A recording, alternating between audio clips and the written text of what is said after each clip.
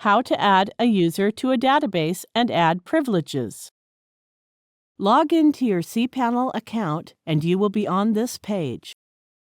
Go to the Databases section and click Manage Databases. Scroll down to Add User to Database section. To select the user you want to add, click to open the drop-down list and click again on the user name. To select the database, click to open the drop-down list of databases and click again on the database name. Now click the Add button. You can click on individual checkboxes to select or unselect particular rights you want to assign to the user. You can also click the All Privileges checkbox to assign all privileges to the user. After selecting the privileges, click the Make Changes button.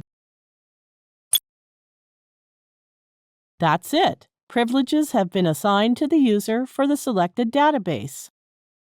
Thank you for watching.